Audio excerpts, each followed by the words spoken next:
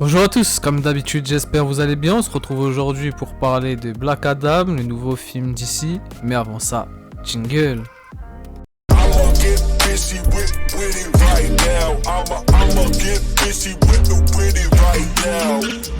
Que vaut donc Black Adam avec à sa tête The Rock dans le rôle phare? Ce que je peux en dire dans un premier temps, c'est qu'il est fidèle aux comics, ou du moins plus ou moins à chacun d'eux, qui sont les plus récents, car oui, pour ceux et celles qui s'attendaient aux versions du siècle dernier, ce n'est pas le cas, si ce n'est sur un certain point et un détail, mais plus une adaptation des derniers comics du même nom, de cette dernière décennie, puisque quelques détails changent dans ce film, mais on y reviendra au cours de la vidéo.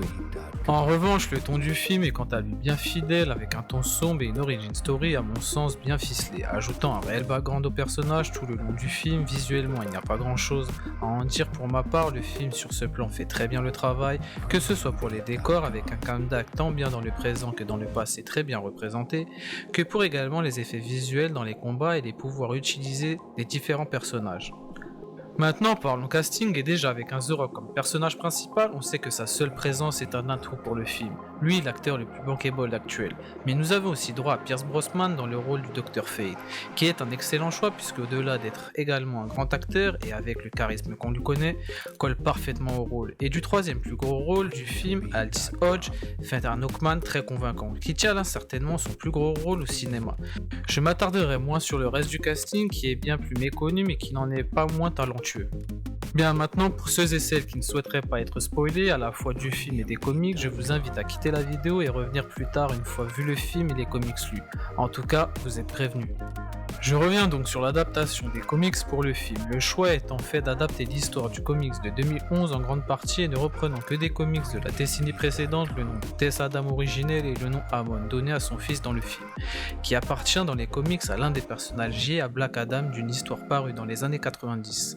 Maintenant, ce qui diffère surtout du comics de 2011 au film, c'est le choix d'avoir changé les liens de l'enfant à l'adulte dans le film et dans les comics, puisque dans le comics, l'enfant choisi par les dieux décide de sauver son nom, quand dans notre film, l'enfant nommé Hamon choisit de sauver son père, ainsi que les pouvoirs n'étant pas partagés dans le film, quand dans le comics cela est bien le cas, l'oncle a tué son neveu pour s'approprier la totalité des pouvoirs, ne pouvant convaincre son neveu qui n'est que clémence quand lui n'est que vengeance.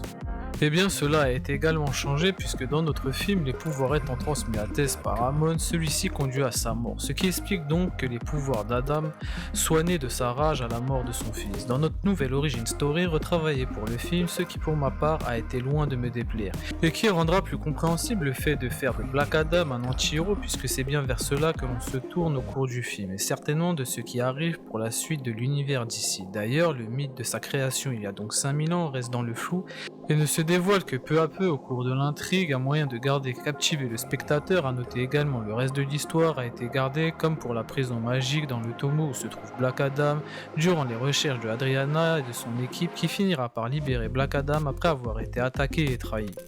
Ensuite, l'apparition du personnage d'Amanda Waller permet de raccorder le film à l'univers de DC originel, que l'on connaît, ne plaçant pas Black Adam dans une histoire alternative, dans un autre univers, comme peut l'être le Batman de Robert Pattinson ou le Joker de Joaquin Phoenix, mais bien dans celle de la Justice League, en espérant que tout cela vienne à être rattaché à l'univers de la Snyder Cut. Bien évidemment, c'est ce que l'on souhaite.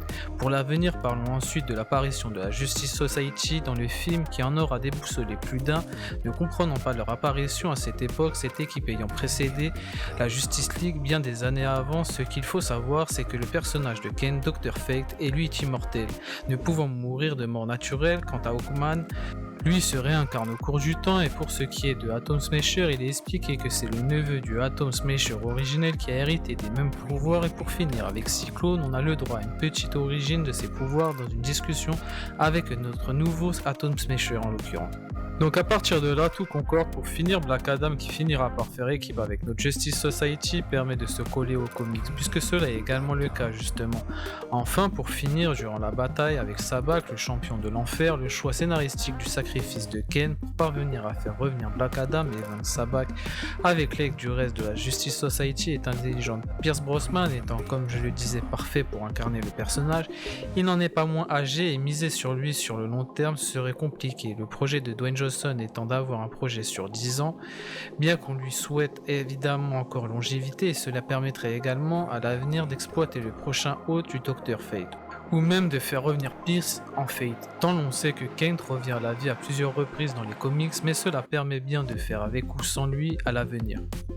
Parlons maintenant de la scène post-crédit qui n'a bien sûr rien de fou, après tout dépend de chacun, mais l'apparition de Henry Cavill confirme officiellement l'avenir de DC avec Black Adam.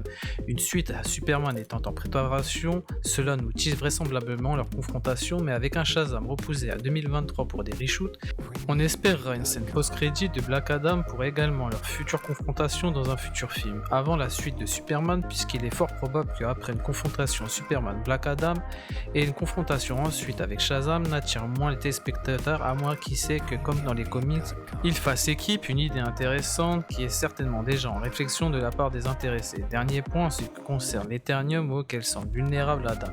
Il a donc un point faible comme Superman. À la Kryptonie, pas impossible que ce soit la clé pour le battre, bien qu'il sera certainement dangereux de l'utiliser, surtout si Shazam, dans un futur, est également de la partie. Enfin, pour résumer, le film tient ses promesses, certains pourront déplorer que cela ne soit pas fidèle aux comics trait pour trait, mais cela reste une adaptation et toute histoire peut être retravaillée, l'histoire originelle de l'époque a bien été retravaillée dans les comics au fil du temps. D'autant plus qu'elle a le mérite à mon sens d'être la meilleure version de l'histoire sur la famille de Black Adam.